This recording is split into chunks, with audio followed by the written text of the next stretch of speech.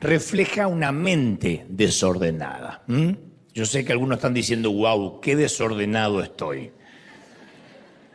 Una habitación desordenada, una casa desordenada, siempre refleja, es un reflejo de nuestro estado emocional, espiritual y mental, confirmado por expertos. Sé que estamos haciendo memoria de cómo dejamos la habitación esta mañana, pero si eso permanece así por semanas, eso tiene que ver cómo está nuestra mente.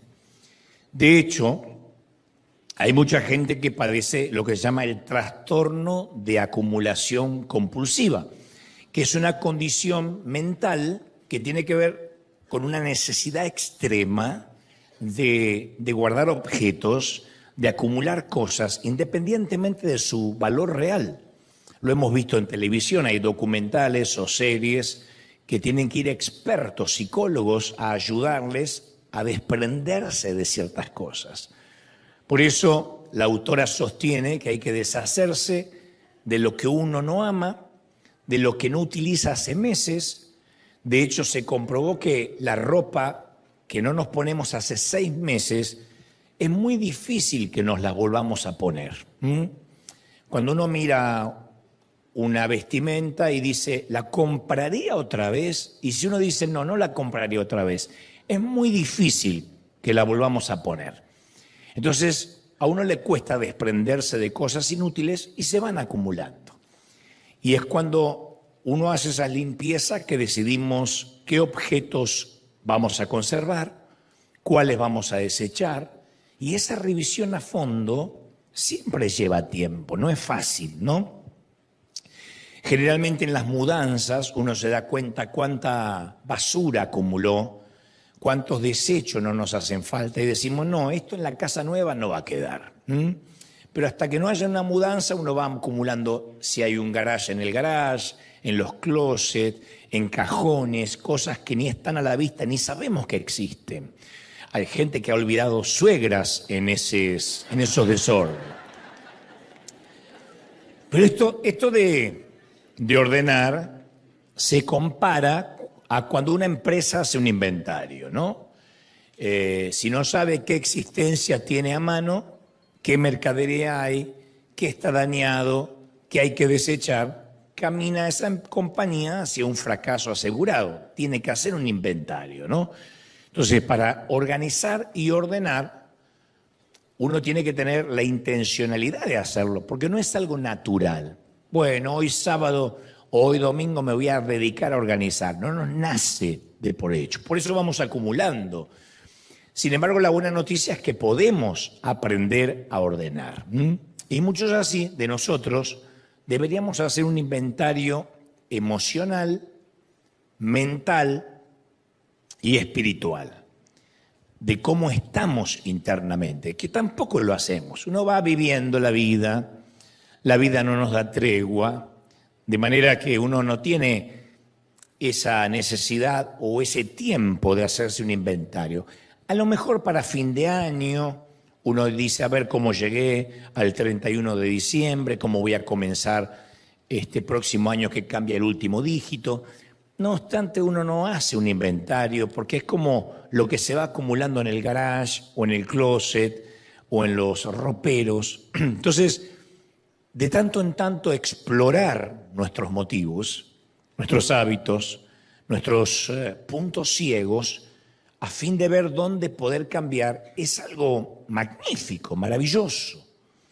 Yo leí de un esposo que le dijo a su mujer que la iba a ayudar a organizar y limpiar la casa de cosas inútiles sin juzgarla acerca de las cosas que iba a encontrar, ni preguntarle por qué todavía las conservaba. Digo, te voy a ayudar a limpiar y no te voy a preguntar, ¿y por qué juntabas esto? ¿Y por qué no tiraste esto? Bueno, eso es lo que Dios nos quiere hacer ver a nosotros y quiere hacer con nosotros. Ayudarnos a limpiar la casa, el garage emocional, sin condenarnos, sin decir, ¿por qué acumulabas esto, no? Lo cierto es que la sanación comienza, o la sanidad comienza, cuando nuestro deseo de enfrentar la realidad es más fuerte que nuestro deseo de evitar el dolor. Cuando decimos tengo más ganas de cambiar y de limpiar que de evitar el dolor, ahí empieza la sanidad. David, en uno de los salmos más sinceros que jamás haya escrito, en el Salmo 139, 23, dijo: examíname, oh Dios, y conoce mi corazón. Le da como un permiso retórico a Dios de examinar su corazón. Y le dice: examíname y conoce mis ansiedades. Y luego añade David y dice: fíjate si voy por un camino que te ofende, guíame por el camino eterno. Me parece de una ternura extraordinaria que un salmista o que David o que el rey diga: examíname a fondo, ¿no? Méteme, en un momento dice: límpiame con hisopo. El hisopo es para limpiar los lugares pequeñitos, el oído, la nariz, el ombligo. Él dice: examíname con hisopo. Quiero que me limpies en los lugares más recónditos. En otras palabras, quiero saber la verdad acerca de mí. Quiero que examines a fondo mi vida. Qué oración, que creo que la mayoría no hemos hecho a menudo. Quiero que examines mi carácter y que me digas cómo estoy, que Dios ilumine los rincones que he estado evitando, los rincones más pequeñitos. No es: Señor, perdona todos mis pecados y ya. No. Me voy a quedar aquí de rodillas u orando, como sea que esté haciéndolo, hasta tanto tú me muestres qué es lo que tengo que examinar. David añade y dice: ¿quién puede discernir los propios errores? Muy pocos, o casi nadie. Perdóname las faltas que me son ocultas. Yo digo, nadie ha llegado tan al extremo de orar y de decirle al Señor: líbrame de los pecados que me son ocultos. Porque uno obviamente se arrepiente por aquello que siente remordimiento, culpa, por aquello que sabemos que pecamos por comisión. Pero ¿qué de los pecados de omisión, los que omitimos? David dijo: es muy probable que haya tenido celos sin darme cuenta que los tuve, o que haya tenido pensamientos de lujuria que después pasé por alto porque se me fue el día. Y cuando llegó la noche no me acordé que tuve esos pensamientos. Entonces, en eso se resume: líbrame de los pecados que me son ocultos. Hay faltas que seguramente cometí que no las puedo ver y yo quiero que me perdones por eso. Esa es una de las cosas más extrañas que tiene el pecado, que siempre estamos muy conscientes de los pecados ajenos, pero muy poco conscientes de los pecados propios. Muy rara vez vemos claramente, de manera diáfana, nuestros propios pecados. Pero la ironía es que la mayoría de nosotros queremos conocer la verdad acerca de nosotros mismos. De hecho, no creo que haya alguien acá que diga: yo no quiero saber nada exactamente de mí, yo no quiero saber la verdad de mí. No, todos queremos saber la verdad sobre nosotros. Pero al mismo tiempo la ironía es que tenemos grandes deseos de no conocerla en realidad. O sea, queremos estar conscientes de lo que en realidad somos y al mismo tiempo nos resistimos a esa conciencia, ¿no? Porque todos tenemos puntos ciegos que no estamos listos para ver y escuchar la verdad cruda y descarnada. Dicen los asesores de imagen, que generalmente contratan los políticos, que tienen el trabajo más duro, porque tienen que decirle al hombre o a la mujer: mira, cambia tu manera de vestir porque es espantosa. Tienes que cambiarte el peinado. A mí me lo han querido cambiar tantas veces, pero digo, al Puma Rodríguez y a mí no me lo van a poder cambiar nunca. A mí cuando me agarran los asesores de imágenes me dicen: es que das un look muy ochentoso, pareces un galán de los 80 con ese cabello. Le digo: sí, es que yo amo los 80, vivo en los 80, me encantan los 80. Y me dice: no, tendrías que cambiar. Y me quieren rapar, pelar, ponerme un arete, hacerme moderno. Le digo: no. este es mi avatar, esta es mi marca, este es mi branding, no lo quiero cambiar. Pero los asesores de imagen tienen que decir eso. Eso no te favorece, eso es horrible, cámbiate el color. Lo hacen con artistas, lo hacen con músicos, con cantantes, con candidatos a la política, porque tienen que decirnos la verdad. Y no todos estamos preparados para la verdad absoluta. De hecho, cuando una mujer le dice al marido, ay, ¿cómo me queda? Ella no quiere la verdad. Y el hombre sabe que la verdad le traerá problemas. Así que le dirá, perfecto. Ella no le cree, se cambia y dice, y este mejor que el otro. Ah, entonces el otro me quedaba mal. Él sabe que no puede decir la verdad. Hay un trato implícito, no diré la verdad y te haré creer que todo lo que te pongas está bien. Porque es parte de la ceguera. Se llama hay una parte de la ceguera que se llama el sesgo egoísta, al que la Biblia se refiere como ninguno tenga más alto concepto de sí mismo del que deba tener. Ninguno piense de sí mismo sobreestimándose. Tenga la mirada objetiva que deba tener, no se mire por sobre lo que debe verse. Pero todos nos resistimos a enfrentarnos a verdades desagradables sobre nosotros mismos. Jesús pasó mucho tiempo tratando de ayudar a personas con su ceguera, tanto física como espiritual, porque nuestra falta de autoconciencia nos impide conocer realmente a Dios. Como digo siempre, cuando uno no se conoce, uno no puede orar sinceramente. De hecho, uno no puede tener intimidad con una pareja de verdad. Puede tener sexo, pero no intimidad. No puede abrir su corazón porque si no se conoce a sí mismo, ¿cómo va a conocer a la otra persona? Y con Dios nos pasa igual. Cuando uno no tiene autoconciencia, no hace un raconto de su propia vida, en lugar de ver a Dios claramente, lo miramos a través del prisma de nuestros propios puntos ciegos. En la historia de Jesús sobre los talentos, ese siervo que Jesús llama malvado y perezoso, culpó sus propias malas decisiones al carácter de su amo. O sea, no se vio él, vio al carácter de su amo. Dijo, yo sabía que eres un hombre duro, cosechando donde no has sembrado y recogiendo donde no esparciste semilla. Por eso enterré el talento. Nunca dijo, soy un perezoso. Nunca dijo, soy un miedoso. Dijo, no. Yo sabía que tú eras un hombre malo.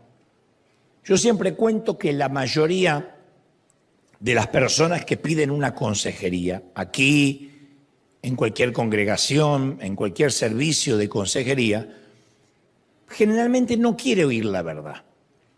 Generalmente la gente, en el 80% de los casos, está buscando a alguien que le dé la razón a lo que ya piensa. Entonces suele suceder un diálogo más o menos así. Ay, lo vengo a ver, pastor o consejero, quien sea, porque mi matrimonio es un desastre, yo necesito consejería, dice la dama, ¿no?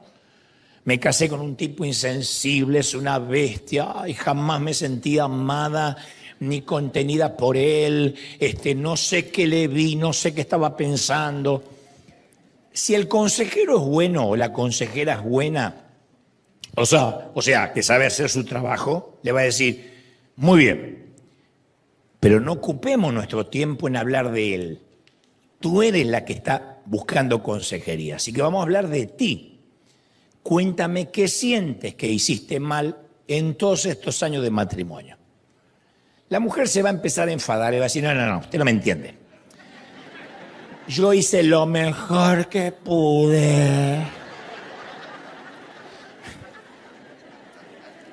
Pero usted tendría que conocer a mi esposo. Ay, es una bestia sin sentimientos, yo no me merezco esto.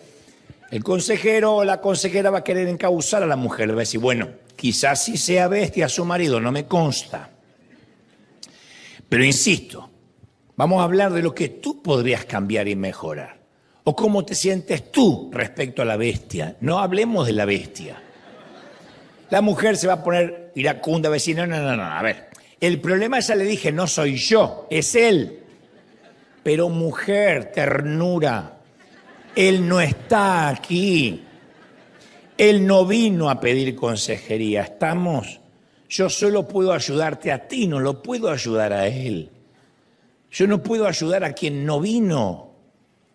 Pero generalmente el que va a pedir consejería se siente víctima y quiere que le ayuden a cómo envenenar al otro.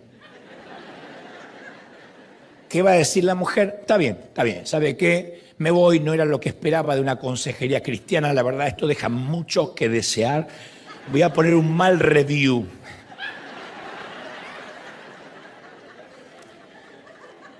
Ella no está buscando consejería. No quiere la verdad. Quiere que le digan, eres una pobre víctima, una princesa cansada con una bestia. No quiere reconocer que esto es 50-50. Que ella pudo haber metido la pata o no. Vamos a suponer que ella no hizo nada malo. No quiere reconocer que es ella la que necesita cambiar la actitud respecto o tomar decisiones en todo caso. Pero generalmente vamos a pedir consejería para que Dios ayude al otro. Entonces es una manera de decir, busco a alguien que me dé la razón. Necesita buscar un aliado que se ponga de su lado. Y eso no resuelve las cosas. Entonces el autoengaño es un misterioso proceso en el cual nos tapamos los ojos nosotros mismos. Mentirse a uno mismo es la peor traición, porque yo puedo simular, maquillarme, taparme, ser un gran simulador, un gran actor, pero si sigo actuando frente al espejo, es una falacia, una ridiculez. Pero siempre negamos o suprimimos lo que sabemos que es cierto. Afirmamos, adornamos, elevamos, barnizamos lo que sabemos que es falso. Y embellecemos las realidades feas y lo que es aún peor, nos vendemos a nosotros mismos esa versión embellecida. Nunca hay que comprar lo que uno vende, decía Pablo Escobar. Él decía, para mantenerme en el negocio del narcotráfico nunca me voy a drogar. Y caramba que es un pésimo ejemplo, pero todos los artistas lo entienden. El artista que compra lo que vende termina convirtiéndose en un divo o en una diva que no sabe adaptarse a la vida real. El actor de Hollywood que vive en actor de Hollywood tiene un grave problema para ser padre, para ser abuelo, para ser cónyuge. El pastor que vive en pastor o que vive en predicador y siervo de Dios tiene un gran problema para ser un hombre normal. Lo peor es cuando uno compra lo que vende, cuando uno consume lo que muestra, valga la redundancia, para el consumo público. ¿Por qué? Porque a veces no nos gusta lo que vemos frente al espejo, no nos gusta. Muy pocos se gustan, muy pocos dicen, wow, qué galán, pero qué linda que estoy, mirá.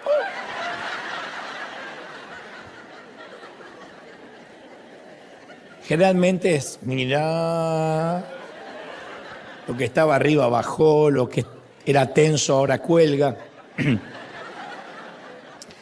Entonces, es incómodo enfrentar nuestro verdadero yo. Entonces, ¿qué hacemos? Como dije una vez, fabricamos un falso yo, un avatar, admirable,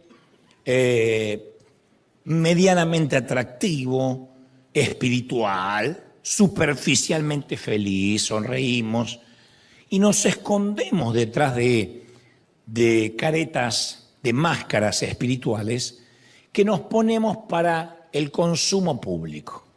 Pero siempre digo, Dios ama lo que realmente somos, nos guste o no. Dios nunca va a bendecir el fingimiento, nunca. Dios nunca va a bendecir aquello que se finge, aquello que no es. Hay todo un campo en la psicología social, el estudio que se llama disonancia cognitiva, que se basa en nuestra capacidad para justificar lo que decimos o lo que hacemos de manera que concuerde con lo que creemos que somos. O sea, uno dice, yo creo que soy una persona buena, y después tratamos de justificar que somos una persona buena. Pero muy rara vez nos miramos al espejo espiritual y le decimos, a ver, ¿soy bueno o no soy bueno? No, me parece que soy un tanto egoísta. Pero la mayoría de la gente dice, no, yo no soy celoso, no. ¿Envidioso? No. Yo quiero que gane Argentina, sí. Por lo menos la Copa queda en un país latinoamericano, eso siento yo. No te cree ni Satanás.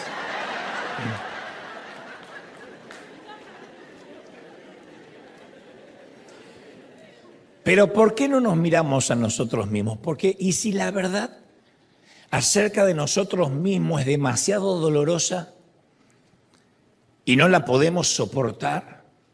Hay gente que se enoja mucho con sus terapeutas, porque el terapeuta siempre escarba y dice, ¿cómo te sientes con eso? ¿Y te parece bien? ¿No te parece que eso es egoísmo? Y uno se empieza a defender, porque dice, no me trate así. Pero uno si va a terapia es para encontrar la verdad en uno, no en mi marido, en mi mujer, en mi hijo, en mi nuera. Uno va buscando ayuda a la consejería para que me ayuden a descubrir lo que a veces no quiero ver. Voy a contar esto otra vez. Una vez, hace unos 4 años atrás, prediqué un mensaje llamado, que lo pueden buscar, se llama No estás listo para la verdad. Y el título lo saqué de una frase dicha por Jack Nicholson de la película Cuestión de Honor, por lo menos ese es el título en español, donde Tom Cruise hace el papel de un abogado militar que está interrogando al personaje que representa Nicholson, que es un coronel de alto rango. Y Cruise, en un momento del film, del juicio, levanta la voz y le dice al personaje de Nicholson, todo lo que quiero es la verdad. A lo que Nicholson responde, tú no puedes manejar la verdad. Ni siquiera sabrías qué hacer con ella. Y ese mismo mensaje, en ese mismo mensaje, tú no estás listo para la verdad, recordando las palabras de Nicholson, tú no sabrías qué hacer con ella, conté la experiencia de alguien que no supo qué hacer tampoco con esa verdad.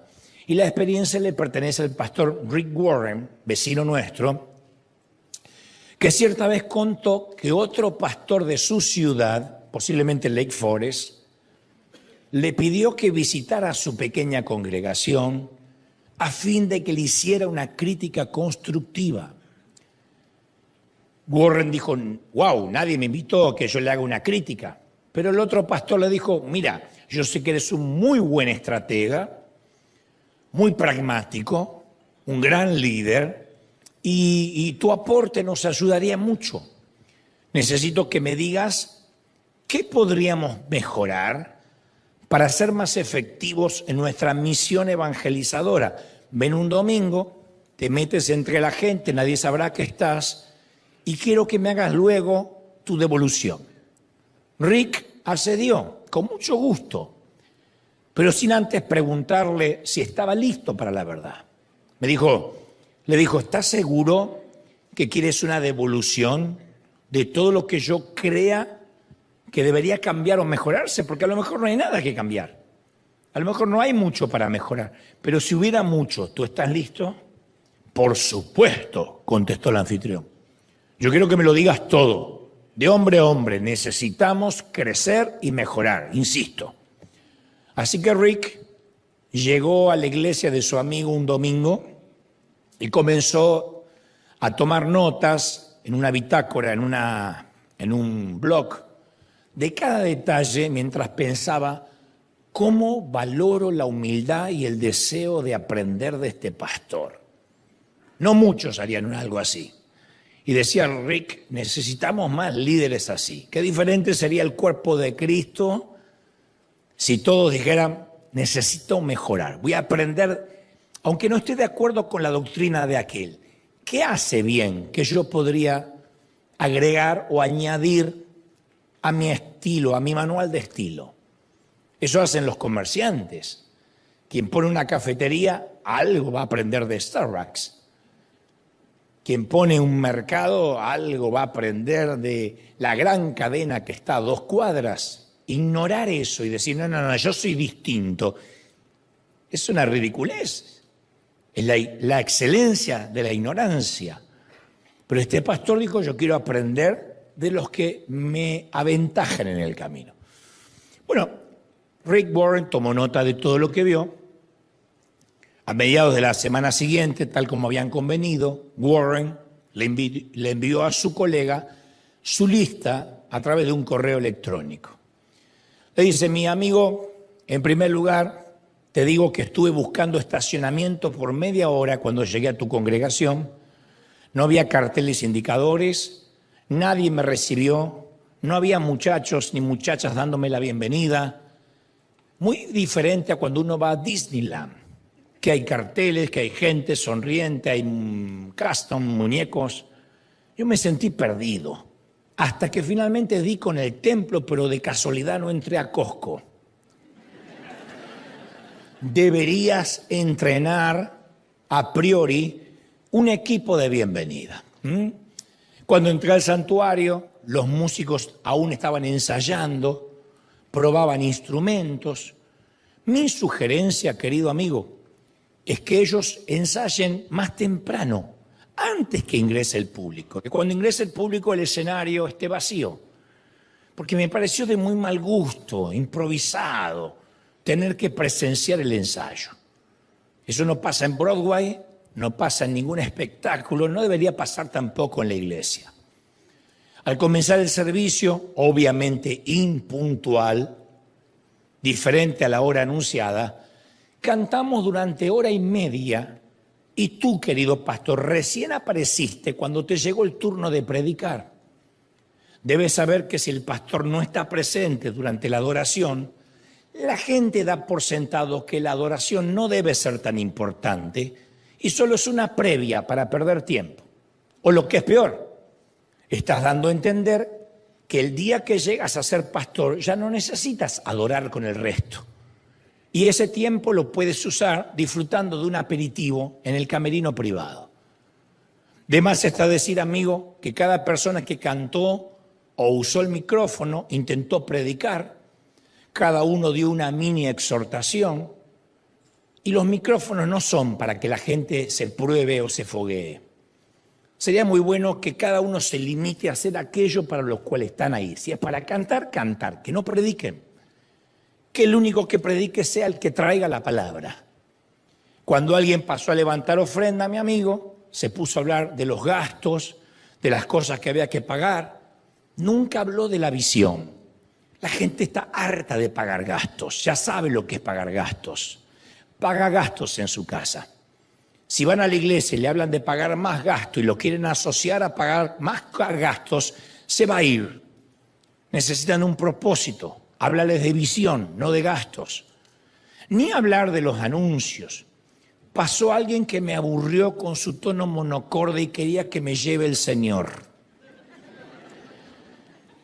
Amigo, quienes anhelan un encuentro con Dios les importa un cuerno que las hermanas se van a juntar a cocinar tortillas. Les importa un cuerno las pupusas de la hermana Rosa. Eso acabo de agregarlo.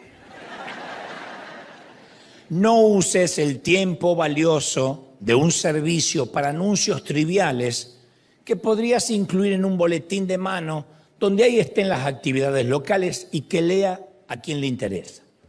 Un punto aparte es cuando tú predicaste. ¿Tú sabías, amigos, que puedes predicar sin gritar? ¿De verdad crees que gritos desaforados significa autoridad y unción?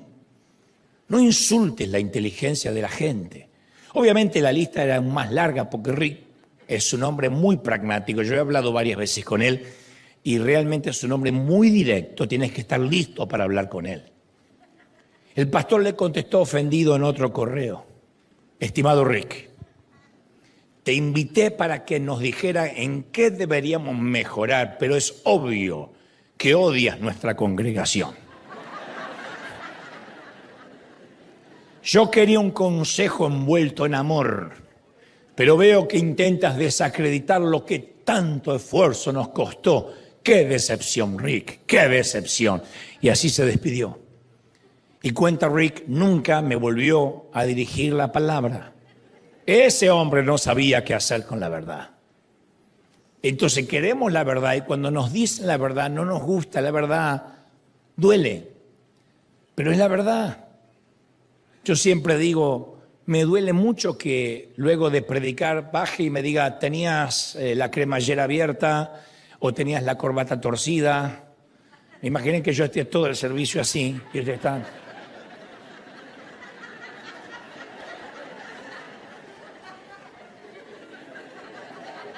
Y luego baje y alguien me diga, te lo iba a decir antes de subir, pero me dio cosa. Yo digo, ¿por qué no me lo dijiste antes? Porque después que me digan, después que tenía la corbata torcida, no me sirve de nada. Pero cuando alguien te dice y te dice la verdad, posiblemente es para decirte, mira, tienes...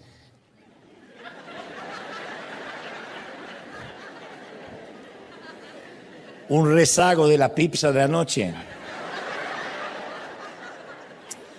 Pero este caballero, supuesto amigo de Warren, quería un par de tips, un par de consejitos fáciles, algo como, mira, para tener más unción, haz pasar la gente al altar, tienes que hacer una oración de empoderamiento. Quería algo más superfluo, más espiritual, algo más fácil de imitar que tener que cambiar la estrategia y el manual de estilo. Que tener que ponerse a trabajar de verdad. Él no quería cambiar nada de lo que ya estaba haciendo y quería resultados diferentes haciendo lo mismo. Pero Jesús dijo, conocerán la verdad y la verdad os hará. Pero para eso, para tener verdadera libertad, uno tiene que conocer la verdad. Y la verdad a veces molesta, la verdad duele. Yo no me voy a poner en consejero de nadie, pero a mí también me han pedido ciertos consejos. Me encanta que en River tienen esto, ¿cómo haces? Y yo le cuento lo que humanamente hacemos. Después está lo que no puedo hacer, que es el Espíritu Santo, la convicción de pecado, la presencia de Dios. Pero le cuento lo que hacemos. Le digo, tenemos nuestro propio personal de limpieza, nos cansamos de contratar personal ajeno y hicimos nuestra propia compañía de limpieza y entonces...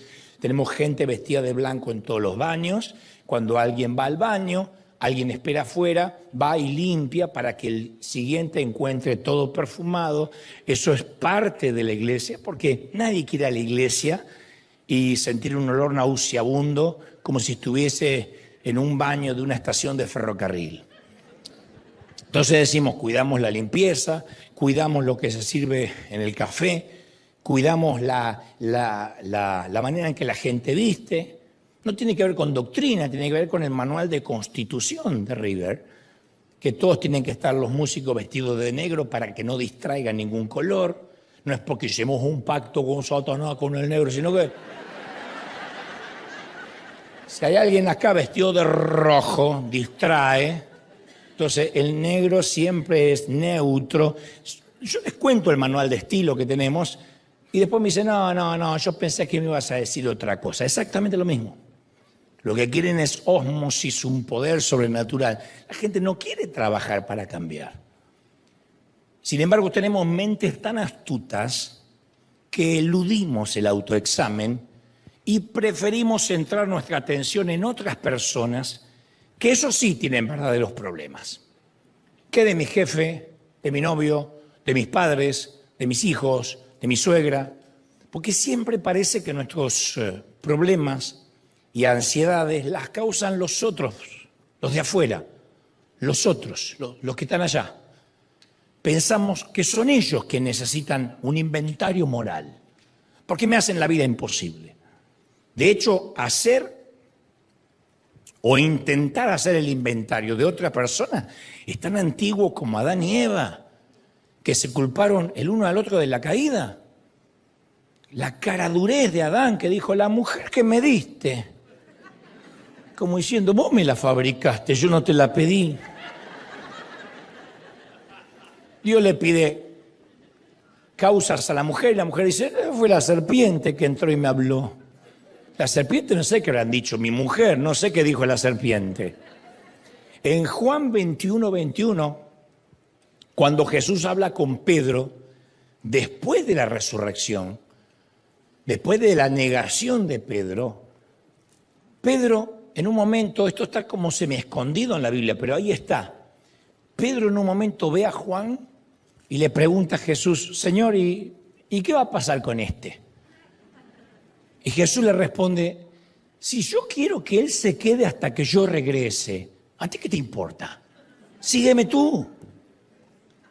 Jesús está no ignorando, pero pasando por alto la negación, dándole una oportunidad. Y Pedro le dice, ¿y qué de este? Si quiero que sea inmortal y se quede hasta que yo vuelva, ¿cuál es tu problema? Sígueme tú. En otras palabras, Pedrito, ternura, ocúpate de tu propia vida. Tu trabajo es hacer un inventario de tu casa, no de la mía. Tampoco a mí Dios me va a pedir cuentas acerca de tu casa. Pero hay una tendencia psicológica llamada error de atribución fundamental, que es la tendencia de atribuir nuestros propios fracasos a causas externas. Pero los fracasos de las demás personas son evidencia de sus defectos de carácter. Como yo digo siempre, uno se juzga a sí mismo por las motivaciones y juzga a los demás por sus acciones. Por ejemplo, si mi mensaje de hoy te hace dormir, es porque seguro anoche te acostaste tarde y estuviste de parranda. Está bien que Argentina merecía no dormir, pero, por eso te estás durmiendo. Ahora, si tu mensaje me hace dormir a mí, es porque obviamente eres un predicador muy aburrido. Nadie reconoce su propio error. Si yo le grito a mi hijo, es porque estoy estresado. Dios sabe cuánto lo amo, pero exploté. Pero si el otro le grita a su hijo en el mercado, es porque es un mal padre. El tema de fondo es que tratamos de evitar el encuentro con nosotros mismos. Ese encuentro conmigo lo evitamos. ¿Por qué? Porque los alcohólicos miran a los drogadictos y dicen, bueno, al menos yo no soy un adicto a la cocaína. Los drogadictos miran a los alcohólicos y dicen, bueno, al menos yo no soy un borracho perdido. Los adictos a la pornografía dicen, bueno, al menos no me estoy acostando con prostitutas, no le hago mal a nadie. Los que van a la iglesia miran a los inconversos y dicen, bueno, al menos tengo a Dios y me congrego. Los inconversos miran a la gente que va a la iglesia y dicen, bueno, al menos no soy un religioso y un hipócrita. El fariseo de la historia de Jesús dijo, al menos no soy como ese recaudador de impuestos. Entonces, siempre nos comparamos con quienes creemos que están peor que nosotros para no tener que mirar hacia nosotros, hacia nuestro interior. El Señor dice, quiero que hagas un inventario de tu interior. Y decimos, no, pues si esto está peor. Cuando se trata de nuestra condición económica, siempre miramos para arriba para justificar nuestro deseo de tener más. Muy rara vez somos agradecidos y decimos, no tengo todo lo que quiero, pero quiero todo lo que tengo. No tengo todo lo que hubiese deseado, pero caramba, que tengo demasiado más que muchos pobres. Generalmente miramos al que se compró un auto mejor, al que puede irse de vacaciones, al que vemos en Instagram que es más feliz que nosotros y decimos, no está mal que yo quiera lo mismo. Uno se compara con el que está más arriba. Cuando se trata de nuestra condición espiritual, uno se compara con el que está más abajo. Y ahí uno justifica el pecado. Bueno, yo soy chismosa, pero no vas a comparar. No me acosté con nadie. ¿Y qué tiene que ver? Lo mismo, el mismo pecado para Dios. Mientras al menos haya una persona entre los 8.000 millones que habitan el planeta que esté peor condición que nosotros, no nos sentimos obligados a mirarnos introspectivamente, porque siempre hay uno peor. Más vale. Siempre va a haber uno peor o una peor, según nuestro prisma. según nuestra manera de mirar, porque para Dios los pecados son todos iguales. No hay pecados más capitales que el otro. Dios pone en la misma lista del chismoso al homicida. El que mata el cuerpo es lo mismo que el que mata con la lengua. El que mata escribiendo cosas en las redes también es chisme y murmuración, porque de la abundancia del corazón escriben los dedos.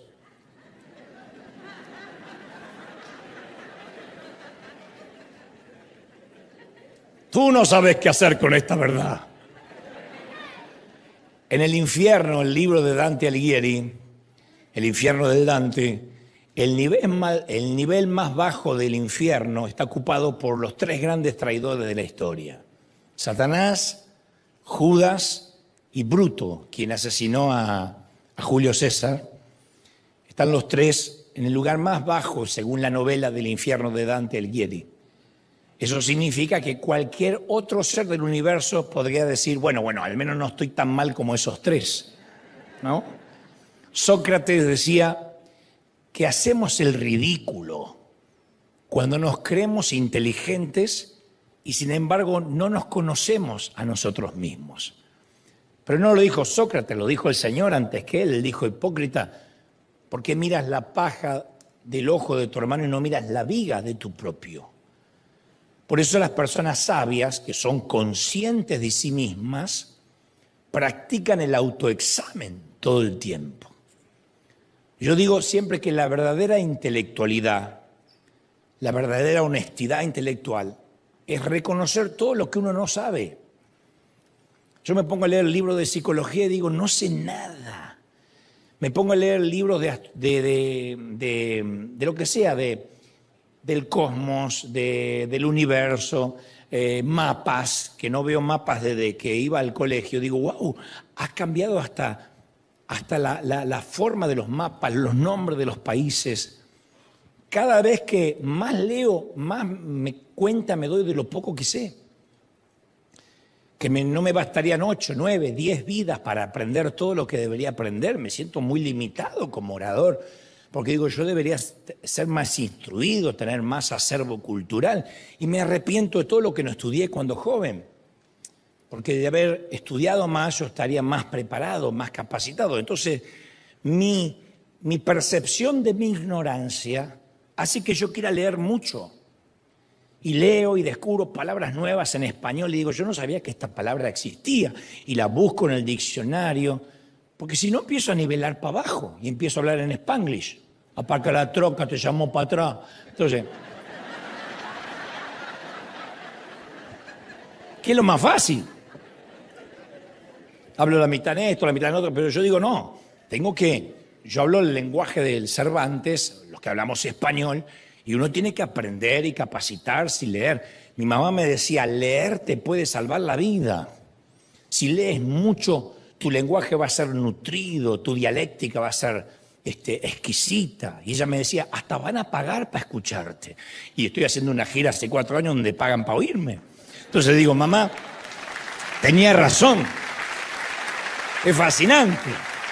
Ahora, esto no surge de, como soy un intelectual, me va bien. No, como soy un ignorante, reconozco lo que me falta, entonces intento aprender todos los días un poquito. La ignorancia tiene que ver con una desidia, no quiero aprender. La curiosidad es, necesito aprender más. Por eso Albert Einstein decía, yo tuve muchas etapas de sabiduría interrumpidas por el tiempo en que fui al colegio, que es ahí donde me enseñaron a pensar. Después, yo siempre tuve mucha curiosidad. Bueno, la mayoría de nosotros no somos sabios. Un estudio muy serio encuestó a 1 millón de pastores protestantes. 1 millón. A mí no me preguntaron nada por la duda, fue hace muchos años.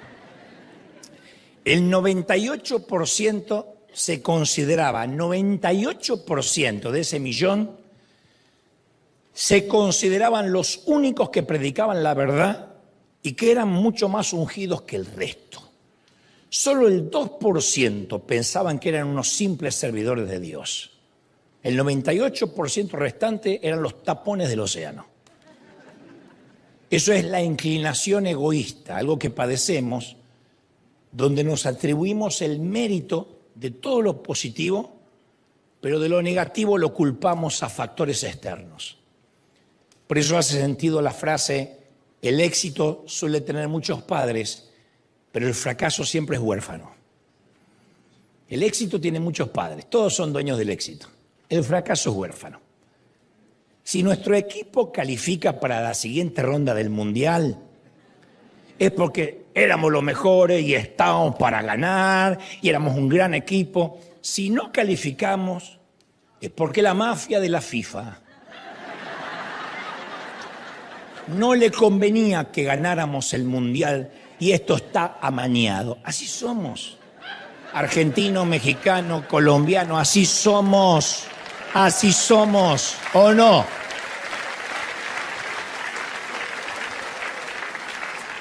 Se llama la inclinación de la confirmación. Buscamos redes o sitios web que refuercen lo que ya creemos. Siempre va a haber fakes o noticias que refuerzan la conspiración, lo que yo sabía.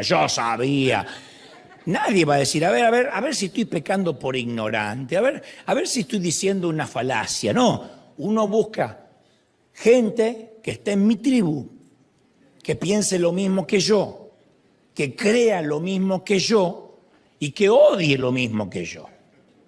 Dicho todo esto, hay gente que no tiene o cree no tener la necesidad de la autoevaluación porque malinterpretan la gracia de Dios. Dicen, bueno, si al cabo Dios me va a perdonar. Y piensan que la gracia es una excusa para evitar la autoevaluación. Cuando lo cierto es que la autoevaluación es lo único que nos va a ayudar a encontrar la gracia de Dios. Si uno no se ve a sí mismo, ¿de qué va a pedir perdón?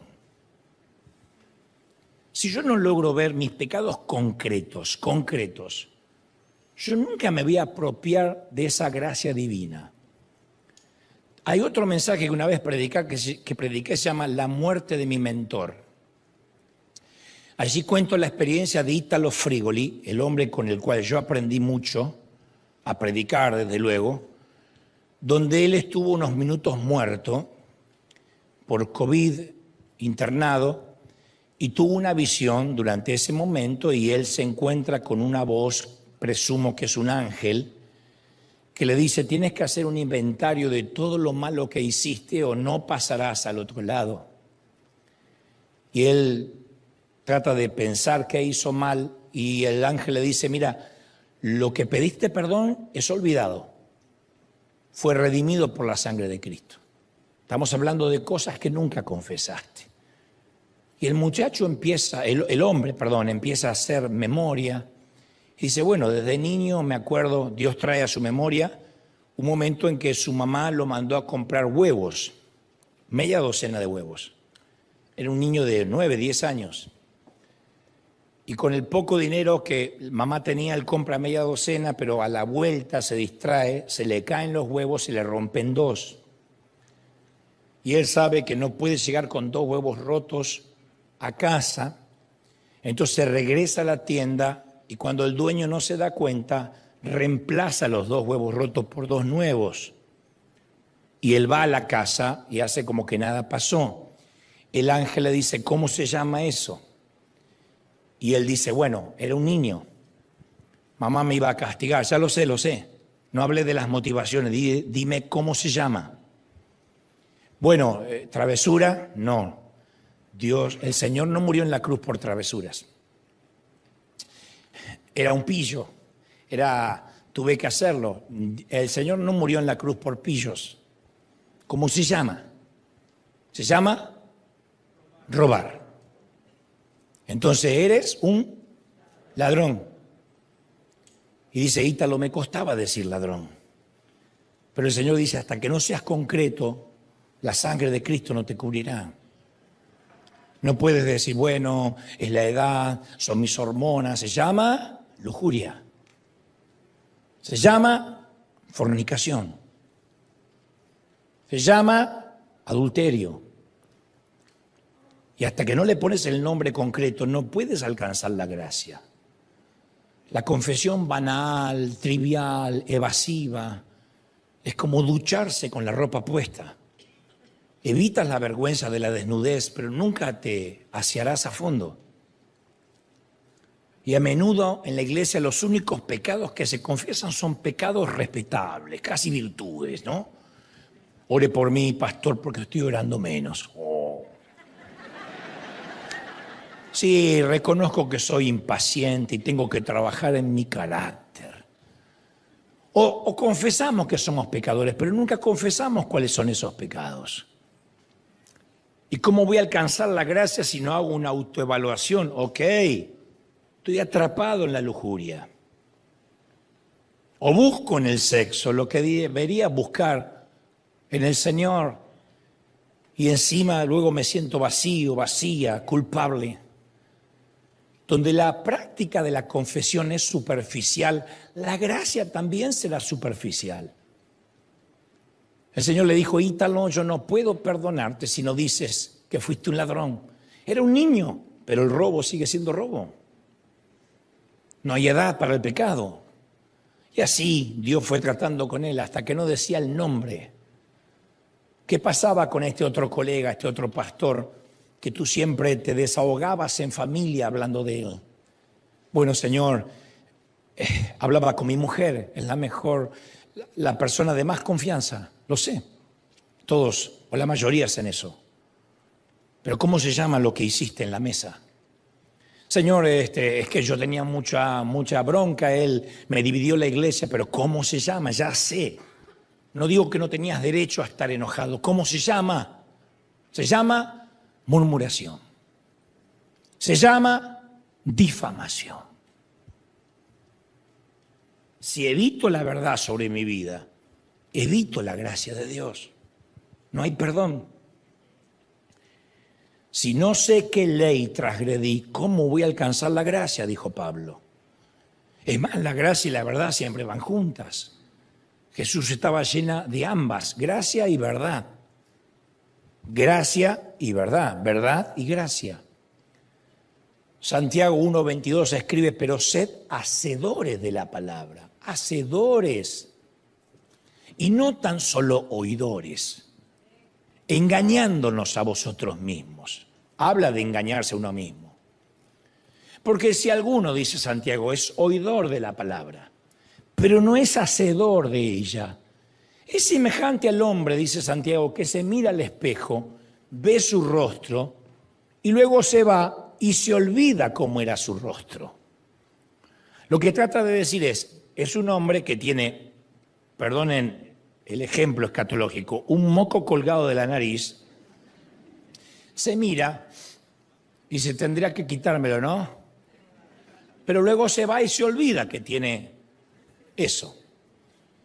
O es alguien que está despeinado y se olvida que está despeinado. Eso dice Santiago, es un hombre que se mira al espejo, ve lo que hay que cambiar.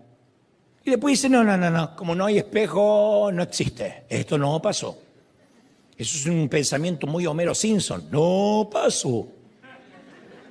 Entonces, la autoevaluación incluye reconocer nuestras fortalezas, ¿sí? Los valores. Pero también estas son mis debilidades, caramba. Estos son mis pecados. Uno tiene que hablar de sus propios pecados sin pudor. No digo que el pecado sea plausible, encomiable, pero uno tiene que hablar, al menos con Dios, este es mi pecado y se llama así. Y yo quiero decirte algo que no es un dato menor. Es posible que ahora alguien esté pensando, ok, yo no tengo ese problema de no verme a mí mismo. Yo me veo bastante y hasta me autocastigo bastante. Pero los investigadores descubrieron que las personas más introspectivas a veces son las menos conscientes de sí mismas. Cuidado, porque la introspección es algo que hacemos solos. Ay, soy mala para esto, soy malo para esto, la verdad que no me gusto. Eso es una introspección. La autoevaluación es aquello que hacemos con Dios, no es introspección. La introspección, como si por ejemplo vamos a terapia, nuestros pensamientos generalmente van en espiral, hacia abajo. Empezamos a rumiar la culpa. Vamos con el terapeuta y empezamos a decir, sí, mi papá no me dio la infancia que yo quería y ahora estoy repitiendo el patrón. Muy difícil que salgamos en victoria de esa terapia. En la autoevaluación, nuestro enfoque está en aprender con el propósito de cambiar y crecer a través del poder de Dios. En la introspección, en pensar mirando el techo en todo lo malo que soy, uno termina condenándose a sí mismo. En la autoevaluación, examíname Dios, que hacemos con el Espíritu Santo, observamos sin condenarnos. O sea, la introspección se enfoca en lo negativo. La autoevaluación, no solo uno hace un inventario de lo pasivo en vez de los activos, de lo que nos falta, sino que, está bien, vemos lo negativo, pero también vemos lo positivo que tenemos. Cuando uno tiene un encuentro sincero con uno mismo, nos hacemos más humildes, nos libramos del autoengaño, herimos menos a nuestros seres queridos, los herimos menos. Tenemos la seguridad que Dios nos ama, pase lo que pase, y aprendemos a confiar más en Dios. Aprendemos a confiar que Él nos sostiene, ¿sí o no? Como dijo Pablo, no hay ninguna condenación para los que están en Cristo Jesús, ninguna. No hay condenación. Y sé que alguien más está pensando, bueno, lo que pasa es que cuando yo tenga mi encuentro conmigo, sé que me va a doler mucho. Lo que descubriré no será bueno. Sí, eso es una gran verdad. Por eso la mayoría ora superficialmente. Mi encuentro conmigo fue muy duro también. No era el hombre que yo pensaba que era. Uno no es quien se piensa que es, la imagen que dicen los demás que eres, ni siquiera uno es lo que el espejo te dice. Cuando uno empieza a decir, Señor, autoevalúame, quiero que te metas dentro y me muestres lo bueno y lo negativo, eso duele. Pero hay dos tipos de dolor y uno tiene que elegir cuál. El dolor evasivo y el dolor sanador. El dolor de postraumático, el dolor que viene después de una operación o el dolor antes de la operación.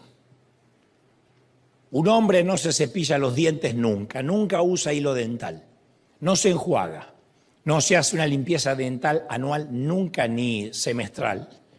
Evita la higiene bucal durante décadas. No va al dentista porque tiene miedo del torno, de lo que van a descubrir. Cuando por fin va, todo está peor de lo que imaginaba. Tiene una enfermedad periodontal. Tiene que ponerse implantes dentales. Y ahora va a tener que endeudarse para pagar todo. Sin embargo, como ya enfrentó la realidad, ahora el dolor es muy diferente. Y es mejor del dolor que tenía. Porque ya no tiene que preguntarse qué tan mal está su dentadura. Así que hace un plan para saldar la deuda. No se avergüenza de sonreír, tiene confianza interior, porque se enfrentó directamente al miedo de toda su vida.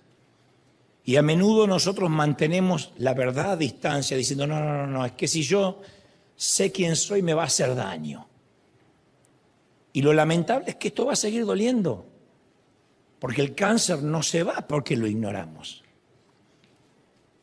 Claro, no es el dolor vivo, punzante, que nos mueve, que nos desafía. Voy al dentista, que es propio de la sanidad, del crecimiento, el dolor sanador.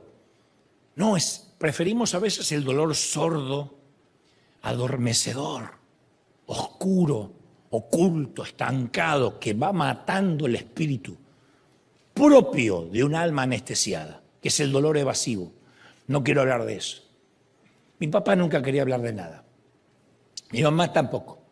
Mi papá era callado y mi mamá era superficial. Dos extremos para nunca hablar nada profundo. Papá, contame de tu infancia. ¿Cómo la pasaste? No, ¿qué te voy a contar? No tengo nada lindo para recordar. Se terminaba la charla. Él pensaba que así no dolía. Y mamá, contame cómo pasaste tu infancia. Ay, no, querido, yo me quedo con las cosas buenas, porque eso es lo lindo, bla. Que no sé de quién heredé esto de hablar tanto, supongo que de ella. Mi mamá superficial y mi papá cerrado. A ambos, esto no pasó.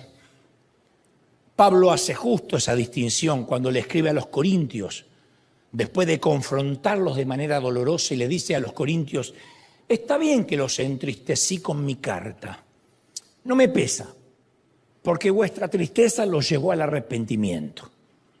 Ustedes se entristecieron, dice Pablo, tal como Dios lo quiere, de modo que no me siento que los perjudiqué, porque la tristeza que proviene de Dios produce el arrepentimiento que lleva a salvación, lo cual de eso no hay que arrepentirse, mientras que la tristeza del mundo produce la muerte. Hay una tristeza del mundo que te mata. Yo prefiero la tristeza de Dios. Señor, ¿qué está mal conmigo? Y Él me ama tanto que me dice: esto está mal. Todavía tienes egoísmo, todavía tienes celos, todavía tienes esto y lo otro que no te importa, no te lo voy a decir.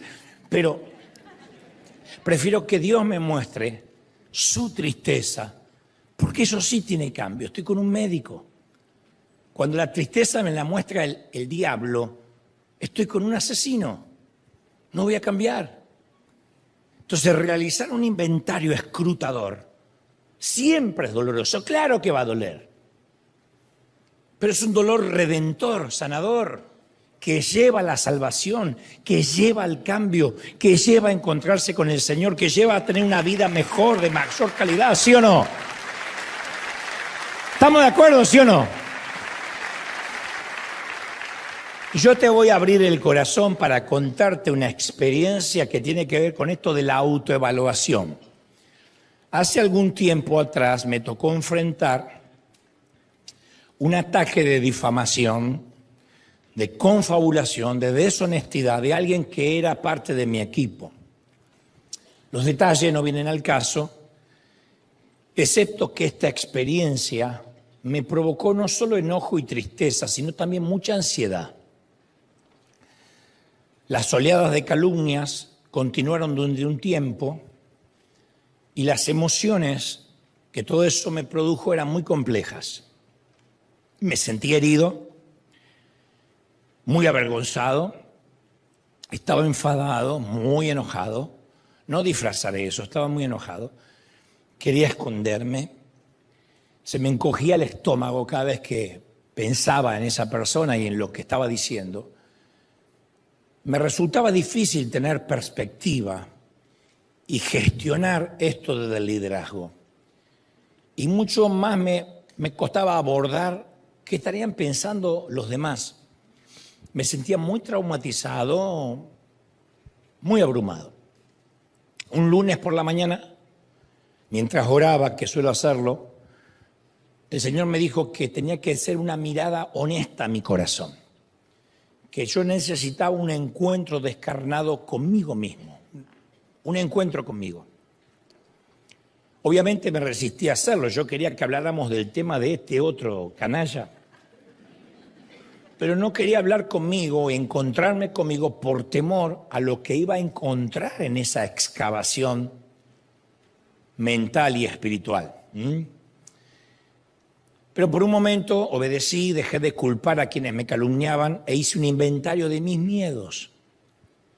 Y lo hice, y aunque dolía, empecé a nombrar mis miedos. Sobre todo me di cuenta que tenía mucho miedo de lo que la gente pensara de mí. Yo que me autohalago tanto tiempo de que soy auténtico y no me importa el que dirán, sin embargo, esto me había tocado, la bala me había entrado. Y aunque yo nunca me puse como un ejemplo, nunca dije, sigan mi moral, sigan mi vida, obsérvenme, siempre he dicho, soy un hombre roto, no más que nadie, sí me preocupaba que alguien le creyera a este y se me cerraran puertas y perdiera oportunidades de hacer lo que yo más amo. Y si la gente susurraba a mis espaldas, sugiriendo que soy un fraude, y si tuvieran razón, y descubrí un resultado inesperado. Es más, fue un alivio ese encuentro conmigo porque identifiqué mis miedos. Nunca los había dicho. Cuando uno se vuelve adulto ya no dice los miedos, como cuando es chiquito, tengo miedo al closet abierto, tengo miedo a lo que hay debajo de la cama. Cuando uno es grande, solapa los miedos. Yo sabía que quienes conocen mi corazón me aman incondicionalmente, así que eso no me atemorizaba. Mi temor tenía que ver con otras personas distantes que pensaran que yo no soy tan bueno como yo quería que pensaran. Y por supuesto, desde luego, no soy tan bueno como quiero que piensen. Solo Dios conoce la verdad desde mi corazón, de mi vida, de mis motivaciones. Pero luego dije, claro, es mucho mejor que la verdad dolorosa se conozca y no que se oculte. Y el dolor, cuando empecé a hacer eso, no desapareció el dolor, pero empecé a tener una perspectiva de mis temores. ¿Qué era lo peor? Y lo peor no era tan malo. Lo segundo que hice fue pedirle a Dios la gracia de soltar los miedos, en lugar de obsesionarme con cualquier cosa mala que pudiera ocurrir. Entonces confié en el Señor, que siempre me había defendido. Siempre me defendió desde que era pequeño. Desde que me atacaban pastores, desde que me atacaban concilios enteros, siempre Dios me defendió. No es que pude quitarme los temores aquella mañana de manera mágica, pero ya les había puesto nombre y al ponerle nombre estaba haciendo algo intencionalmente. Solo tenía que anotarlos y volver al momento presente. Y cada vez que el temor volvía, yo decía, así como Dios estuvo conmigo con el león y el oso, estará contra este gigante. Aunque ande en valle de sombra y de muerte, no temeré mal alguno, porque tú estás conmigo. Y empecé a, ¡wow! Entonces, la ceguera espiritual tiene que ver con tampoco permitir el miedo como una nube vaga e innombrable. No sé por qué estoy ansioso. No. ¿Por qué? Yo suelo preguntar, ¿y por qué? Vamos al por qué. No sé por qué. Ahí tiene que haber un por qué. Vamos. Y hay que meter el dedo y escarbar. Parte de nuestro encuentro con nosotros mismos es enumerar cada miedo con claridad y en un lenguaje sencillo. Tengo miedo a perder mi trabajo. Y por eso yo estoy atado al plan de jubilación, al plan de retiro, a los ahorritos que tengo en el banco, porque yo tengo miedo de que Dios me vaya a bendecir mañana. Quizás no me va a bendecir. Hay que decirlo. ¿Está mal tener ahorros? No, lo que está mal es creer que los ahorros son más que Dios. Que si Dios te dio maná hoy, ¿por qué te va a hacer morir de hambre mañana? Porque tengo miedo de fallarle. Bueno, hay que decirlo. Tengo miedo a que ella o él me deje de amar. Tengo miedo. Tengo miedo de quedarme sin dinero, sí. Tengo miedo de morir. Tengo miedo de no casarme nunca. Escribirlo, nombrarlos, ayuda a evitar el rumiar. Dijo alguien, no se puede domar lo que no se puede nombrar. No se puede domar lo que no podemos nombrar. Si no lo podemos nombrar, ¿cómo lo vamos a poder domar? Cuando una muchacha o un muchacho es abusado, de jovencito, de jovencita, en el peor de los casos, tienen que hacer mucha terapia porque al principio ni siquiera pueden mencionar el nombre de la persona. Y ustedes dirán que es masoquista que el profesional le diga, necesito que recuerdes ese momento. Vamos a esa habitación. Dime el nombre del abusador. No puedo. Sé que era alguien cercano, dímelo. No puedo ni mencionarlo. Si no lo mencionas, no lo podrás domar. No es vamos a ocultar y poner un tapete y esto no pasó como hacían nuestros padres. Es decir, Señor, escudriñame los pecados que me son ocultos.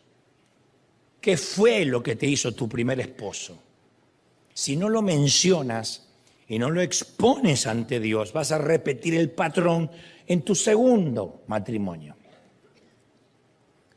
¿Qué fue lo que hice mal con mi primer hijo? Si no lo digo, entonces voy a repetir el patrón con mi último hijo. pero a menudo intentamos enfrentar nuestros temores de la forma contraria, los suprimimos. Evitamos situaciones que nos recuerden eso, o nos escapamos, o nos aturdimos, o nos ponemos música, o tomamos tequila. Sin embargo, las mejores investigaciones indican que intentar apagar los pensamientos es la forma de agrandarlos. Satanás vive en la oscuridad, vive en el ocultamiento. ¿Cuántos de aquí, quizá, ni lo tienen que pensar, fueron molestados sexualmente, abusados de pequeños, y mamá y papá a veces hacían caso omisos, hacían los tontos para no agrandar más la cosa? ¿Qué? ¿Ayudó? Empeoró el trauma. Porque algún adulto nos tenía que haber defendido. ¿Qué pasó, hija? ¿Quién te molestó? Tus ojos nunca más volvieron a ser los mismos, perdiste el brillo. ¿Qué pasó? Una madre sabe. Pero venimos de patrón de ignorar. Esto no pasó. Esto no ocurrió. Y si no ocurrió, es como que no existe. No. Mientras estemos vivos, nunca tendremos una vida sin miedo. Parte de la entrega implica la disposición a experimentar miedo mientras tratamos de hacer la voluntad de Dios. Yo soy un hombre con muchos miedos. No obstante, los enfrento. Tengo miedo a hablar en público, sí. Tengo miedo que este domingo no sea tan bueno como el anterior. Tengo miedo de no estar un día ungido. Tengo miedo que la voz no me dé. Miedos, miedos, miedos. La unción no es ausencia de miedo, es enfrentarlos. Por eso es muy útil escribir: estos son mis miedos, estos son mis pecados, estos son mis miedos. Porque con pensamientos negativos nuestras mentes siempre están rumiando, como dijimos, como hacen las vacas con su bolo alimenticio. Escribirlos, nombrarlos ante Dios, nos ayuda a limitarlos, a ponerles un cerco. No importa lo peligroso que sea nuestro miedo. Puede ser algo grande como el miedo a la muerte, o algo trivial como el miedo a las arañas, a usar la ropa inadecuada. Pero hay que nombrarlo con sinceridad. Eso es sabiduría. Este soy, esta soy. La autenticidad no es colgarse un arete, pintarse como Dark, que decía: ¡ay, qué auténtico que soy! No, es parte de la sociedad de consumo porque alguien fabrica esos aretes y esa pintura para tu cabello. Así que no estás revelándote ante nada, eres parte de la sociedad capitalista y consumista. A lo mejor ponerte una corbata es más rebeldía hoy en día que pintarte de negro. La rebeldía no es este soy y maltrato a todo el mundo porque soy auténtico. La autenticidad es decir, este soy frente al espejo. Entonces el miedo bien utilizado es un don. Es la anticipación del daño. Está diseñado para organizar nuestra respuesta a la amenaza, escapar del peligro. Sin miedo no sobreviviríamos. Yo te conté esa historia de un hombre pequeñito y de aspecto débil que se presenta ante San Pedro en las puertas del cielo. Y San Pedro le dice: ¿hiciste una buena acción en tu vida que merezca que entres? Y dice: sí. Vi un grupo de motociclistas una vez con chaquetas de cuero, tatuaje, bebedores de cerveza, molestando a una mujer en la luz del semáforo. Me bajé de mi autito, le arranqué el arete de la oreja al tipo y le ordené que se disculpara con la mujer. Pedro quedó obsesionado con la valentía y dice: ¡wow! ¿Y cuánto tiempo hace de eso? Y hará 10 segundos, dice.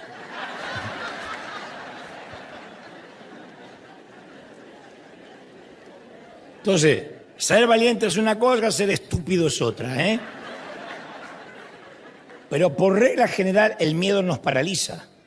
Por eso tenemos que preguntar: a ver, tengo miedo, ¿qué acción debo tomar? Si nombra tu miedo, dice: tengo miedo. Por ejemplo, alguno dice: bueno, yo tengo miedo de que el IRS me agarre por no pagar impuestos. Bueno, el segundo paso es: paga tus impuestos. No es reprendo al espíritu del IRS. Es muy sorprendente que el mandato más común en la Biblia es no temas. Pero no significa haz lo posible por no sentir miedo. sino haz lo que tenías miedo de hacer. Moisés, no tengas miedo, enfréntate a Faraón. No tengas miedo, Gedeón, enfréntate a los madianitas. No temas, Elías, enfréntate a Jezabel. No temas, José, ve y toma por esposa a María. En todos los casos la gente tiene miedo y no temas significa haz justo aquello que tienes temor. Entonces la promesa no es que nos va a evitar la incomodidad del miedo, todo lo contrario, es que precisamente en esa incomodidad descubriremos que Dios está con nosotros. Entonces el miedo no nos gobierna. Cuando no actuamos lo llamamos zona de comodidad. Para mí es una mala definición. Se trata de zona de muerte lenta. Porque perderse el llamado, la vida, la valentía, es algo que te va matando en cuotas, te drena la vida. Y cuando pasamos a la acción sentimos una oleada de alivio, de poder, de presencia de Dios. Entonces, para terminar, es determinante que hagamos un inventario personal, una autoevaluación sincera y reconocer quiénes somos. Para bien, para mal, estos somos, es lo que hay. Leía un viejo libro de los avivamientos del pasado, los revival, y leía que John Wesley le preguntaba a sus voluntarios que querían estar en la carpa de predicación con él, les hacía una serie de preguntas para ver si pensaban seriamente en ser honestos consigo mismos.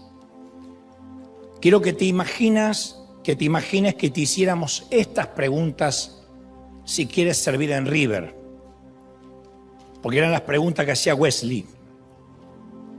¿Hay algún pecado interno o externo que todavía te domine? Algo que caes y te levantas, que caes y te levantas. ¿Estás dispuesto a que alguien te haga notar tus errores? ¿Estás seguro que tu líder pueda ver tus defectos y decírtelos con toda franqueza a fin de que mejores, no de condenarte? ¿Aceptarás que te digamos todo lo que pensamos y todo lo que oigamos acerca de tu persona? ¿Nos permitirás un acceso para acercarnos tanto como nos sea posible a tu vida y que te ayudemos a escudriñar a tu corazón en profundidad? ¿Tienes la intención de ser totalmente abierto y honesto en todo lo que tienes en el corazón, sin excepciones, sin disfraces, sin rodeos y sin reservas? ¿Te imaginas si tuvieras que responder esas preguntas aquí o yo las tuviera que responder? Bueno, en los tiempos de Wesley sí lo hacían, y por miles. Y lo hacían porque sencillamente sabían que sin ayuda nunca iban a lograr ser las personas que querían ser. Sin embargo, se fue perdiendo ese compromiso de decir la verdad. La gente tiende a alejarse, a mentir. Yo quiero hacer una aclaración pertinente. Cuando hablo que necesitamos a alguien que nos diga la verdad, me refiero a alguien espiritual. Menciono porque hay gente a las que le encanta ir por todas partes señalando a los demás y creen que esos son los que señalan la verdad. No, a mí no me gusta la gente que ofrece consejo que nadie les pidió. Guárdate el consejo hasta que te lo pidan. O haciendo críticas constructivas cuando nunca construyeron nada. Hay muchísima gente que se jacta de hablar la verdad y lo que hace es lastimar, denigrar, no con amor. Y esas personas juzgan con un espíritu de superioridad arrogante y dicen, soy profeta. Pero hay una distinción teológica entre ser profeta y ser un imbécil. Lo que arde en lo más profundo de un verdadero profeta no es la ira, no es el resentimiento, es el amor. Los profetas verdaderos no andan por ahí mandando gente al infierno, sino llamándolos al arrepentimiento con amor. Entonces, cuando hablo de dar cuentas a otro, significa que tenemos que abrir el corazón por ahí a uno o a dos. No dejar que alguien nos controle la vida. porque en muchas iglesias se tuerce la idea de rendir cuentas y es un sistema dictatorial de control. Hay que contarle a tu líder lo que hiciste. No, yo no creo en los policías de la santidad ajena. En las iglesias genuinas, cada persona es responsable de su propia vida con el Espíritu Santo. No podemos abdicar o delegar esta responsabilidad, ni aunque quisiéramos hacerlo. La rendición de cuentas es una herramienta y un don que a veces se la regalamos a una persona. Ayúdame a ver el punto ciego que no veo. A veces, como David, necesitamos un Natán que nos diga que estamos mal. Ya sea que lo entiendas o no, Dios te ama muchísimo, mucho. Y está presente en tu vida, habita en ti, te ofrece una compasión que no se compara con nada que hayas leído en un libro o que hayas escuchado en un sermón, pero hay una condición implícita. Dios nos llama a dejar de escondernos y venir ante Él sinceramente. Dios, el Padre que corrió al encuentro de su hijo pródigo cuando llegó cojeando a casa. Todos aquí, creo, hemos tenido un encuentro con Dios alguna vez. Y todos aquí, o la mayoría, hemos tenido encuentro con gente buena y también con gente de la otra, con gente mala. Eso es la vida. Lo más difícil de esos encuentros, o el más difícil de esos encuentros, es el encuentro conmigo. El día que finalmente lo tenemos, recién ahí Dios va a poder darnos gracia y podrá abrazar al hijo pródigo cuando digamos, este soy, así soy, estos son mis pecados, estos son mis miedos. Si puedes hacer algo con esto, esto es lo que hay. Ahí Dios te va a amar, te va a abrazar, te va a bendecir y te va a levantar.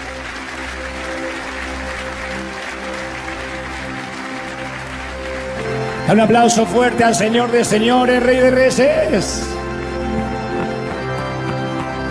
Dale, ese aplauso tiene que ser grande. Dios está hablando hoy, nos habló el Señor. Nos habló el Señor, bendito eres.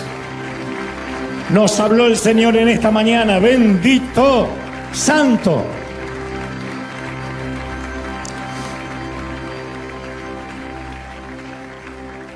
¿Se animan a poner la mano así en vuestro corazón?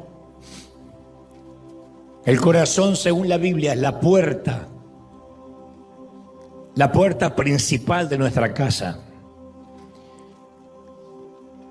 Pídele ahí, pidámosle al Señor una autoevaluación. ¿Cuánto hace que no haces un cambio de aceite profundo? Una alineación, un balanceo de tus prioridades, de las cosas buenas, de las cosas negativas. Pon la mano en el corazón y dile, Señor, a partir de ahora, no todos están listos para esta oración. No te apures a repetir si no estás seguro. Dile, Señor, muéstrame los pecados aunque me son ocultos. Muéstrame qué debo cambiar. Cuando te los muestres, di el nombre de los pecados, ahí en silencio. Ladrón, lujurioso, fornicaria, adúltero, mentiroso, adorador de otros dioses, blasfemo, chismoso, repetidor de chismes, calumniadora, promovedor de falso testimonio, egoísta, celoso, envidioso, tacaño. Dile al Señor, este soy. No vas a recibir condenación ni culpa, te lo aseguro. Vas a sentir que el Señor está más cerca de ti que nunca, porque Él nunca desprecia la oración de un corazón contrito y humillado. Porque es la oración del que dice: sé propicio de mi pecador.